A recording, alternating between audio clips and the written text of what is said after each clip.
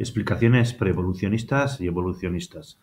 Estamos en este tema de la antropología y, como ya hemos visto, pues la antropología física estudia el proceso de hominización, es decir, qué es el ser humano desde un punto de vista biológico. Por otra parte, la antropología cultural nos dice qué es el hombre en cuanto a naturaleza humana, ¿no? Ese proceso de humanización. Cuando queremos ver pues, los orígenes, sobre todo pues nos fijamos en algo muy interesante, es que en la vida, en el mundo, pues hay mucha diversidad biológica, hay muchas especies.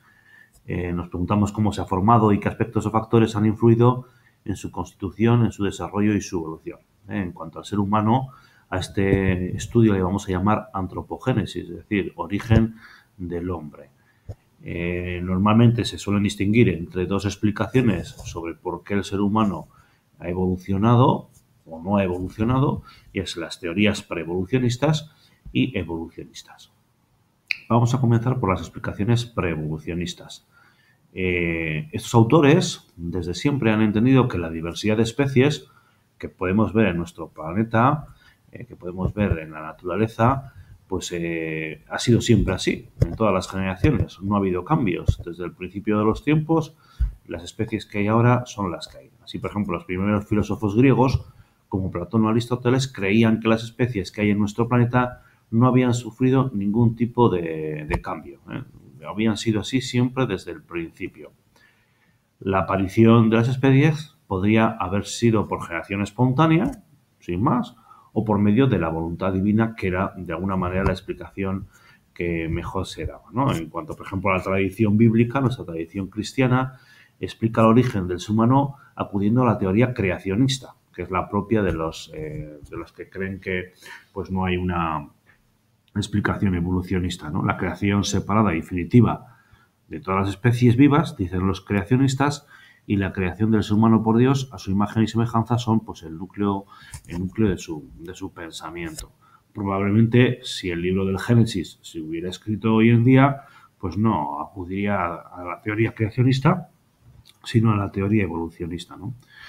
Esta teoría creacionista, estos autores, parten de un supuesto fijista, de algo fijo, es decir, el carácter inamovible de las especies a lo largo del tiempo, ¿vale? Si atendemos a las evidencias, si atendemos a las especies, a lo que vemos, de alguna manera, pues esto parece lo más lógico, ¿no? Tú en tu vida no ves que las especies vayan evolucionando o cambien, estamos siempre lo mismo. Claro que, evidentemente, la adopción, estamos hablando en una era geológica, en una era geológica pues de miles de años, incluso de millones de años. Por poner un ejemplo más cercano a nosotros, tenemos que tener en cuenta que en el siglo XVIII, el creacionista fijista tuvo defensores como Carl von Linneo y George Cuvier. Sus trabajos fueron decisivos en el terreno de la historia natural, aportaron muchos datos sobre la diversidad biológica y consideraban estos autores que la adaptabilidad de los individuos, es decir, porque las especies, porque cada individuo se había adaptado a su medio, es el resultado o producto de un diseño inteligente. Es decir, desde el principio se han concebido, se han diseñado de esa forma porque así es como van a poder sobrevivir.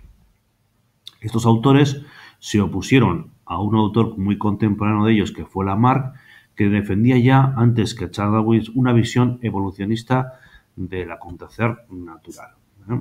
Y por decir y por terminar este punto del preevolucionismo, la diversidad de especies ha sido uno de los argumentos que han alimentado las tesis evolucionistas y preevolucionistas. Pasamos un poco a las explicaciones evolucionistas.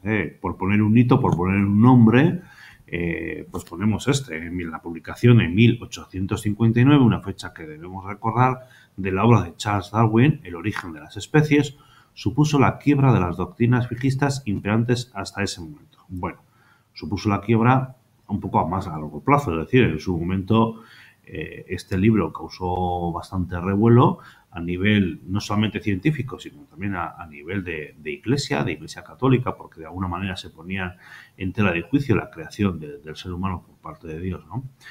Charles Darwin sentó las bases de las explicaciones evolucionistas actuales y podemos sintetizar en tres puntos importantes que dijo él. Hoy en día no se admiten tanto estos 3 puntos, pero bueno, fueron una base de alguna manera importante a la hora de ir pensando y creando esta teoría evolucionista. La primera base que él dijo fue que las especies tienen lugar por transformaciones continuas, es decir, que van cambiando en el tiempo poco a poco. Todas las especies provienen de otras especies. Siempre hay como yendo hacia atrás en el tiempo, buscaremos cómo ha habido una especie que viene de otra y esa de otra, etc. La selección natural, segunda afirmación, es el principio explicativo de la evolución, es decir, por qué cambian las especies, por qué van de un lado a otro, por qué evolucionan. Dice, por selección natural. Vale, este principio hoy en día ya está muy en cuestión, es decir, no se niega que las especies evolucionen, pero no tanto porque sea por selección natural. Así, entre los muchos cambios, solo perduran, según Charles Darwin, solo perduran y se transmiten aquellos que resultan más eficaces en la lucha por la vida. Los individuos mejor dotados, los que mejor se adaptan al medio, sobreviven. ¿Vale? Y la tercera idea que nos quiere remarcar Charles Darwin es que el ser humano desciende de antiguos primates. ¿Vale? Como podéis imaginar, en un mundo donde el ser humano era el rey del universo, pues decirle que venía de los monos, pues no le sentó nada bien a la gente de aquel mundo. La publicación, por tanto, del origen de las especies de este libro tuvo una gran repercusión social y generó mucha polémica en su época, no solo en entornos de iglesia, sino también en entornos sociales, en entornos incluso de ciencia.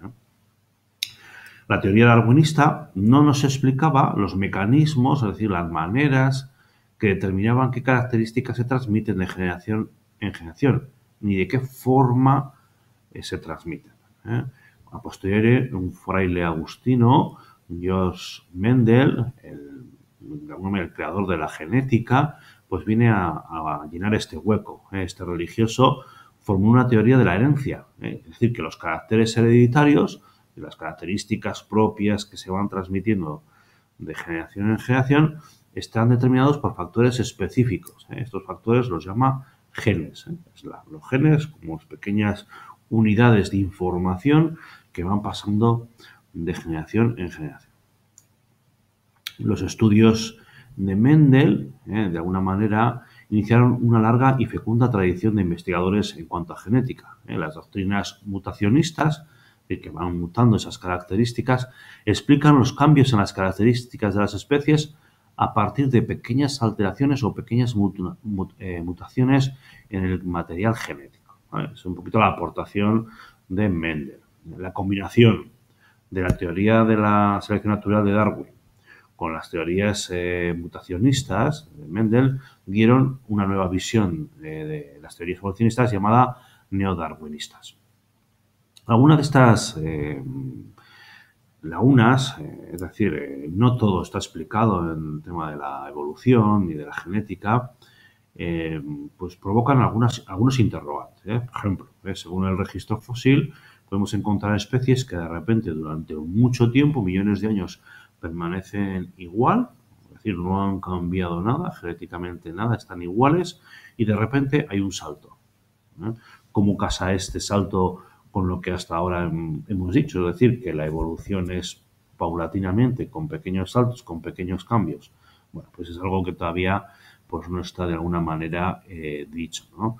Sí que en 1972, dos biólogos, Nielsen Elderger y Stephen Jay Gould, pues presentan una teoría llamada equilibrio puntuado o equilibrio interrumpido, que da a entender que la evolución avanza, en la mayoría de los casos, a saltos y no con un ritmo uniforme, ¿vale? Esto, de alguna manera, pues contradice un poco lo que decía Darwin, ¿no?